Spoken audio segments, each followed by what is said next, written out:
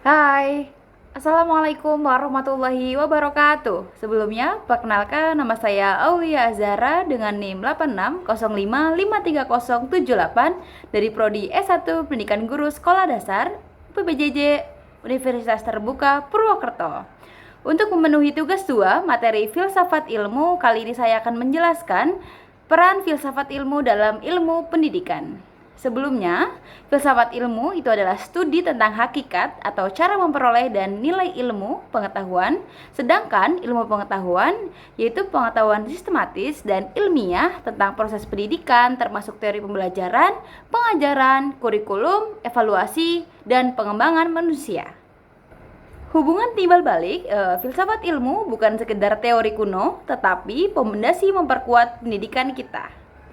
Filsafat ilmu mengawasi dan memperkuat ilmu pendidikan. Bagaimana filsafat ilmu mengawasi dan memperkuat eksistensi, keilmihan, serta nilai-nilai dalam ilmu pendidikan? Mengawasi ilmu eksistensi dalam pendidikan, yang pertama adalah menentukan landasan ontologis, yaitu memastikan kejelasan objek kajian dari pendidikan. Yang kedua ada menjaga identitas keilmuan, yaitu membedakan ilmu pendidikan dari bidang lain seperti psikologi atau sosiologi sambil tetap memanfaatkan kontribusi mereka. Yang ketiga ada mengkritisi perkembangan, yaitu mengawasi agar teori dan praktik pendidikan tidak menyimpang dari tujuan hakikinya, yaitu perkembangan potensi manusia. Yang kedua ada memperkuat keilmiahan. Ada satu, kritik metodologis, yaitu menilai apakah metode penelitian pendidikan sesuai kaidah ilmiah atau valid, reliable, dan objektif. Untuk yang kedua ada pengujian teori, yaitu menguji kebenaran teori pendidikan melalui logika dan bukti empiris.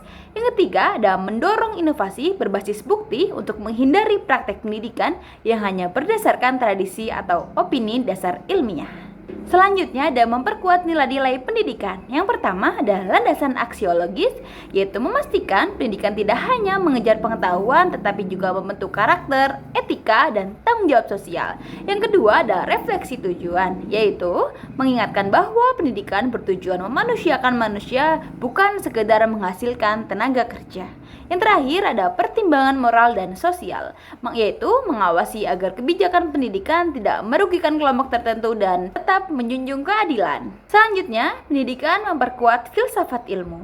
Bukan hanya filsafat ilmu yang memperkuat ilmu pendidikan, tetapi sebaliknya. Pendidikan yang bermakna dan bernilai turut memperkuat perkembangan filsafat ilmu dengan menumbuhkan pemikiran kritis, kesadaran etis, dan kemampuan analisis terhadap hakikat serta metode ilmu pengetahuan. Filsafat ilmu disebut pisau analisis. Apa itu pisau analisis? Yaitu karena ketiga pilarnya ontologi, epistemologi, dan aksiologi dapat membedah persoalan dan memotong masalah kompleks dalam pendidikan.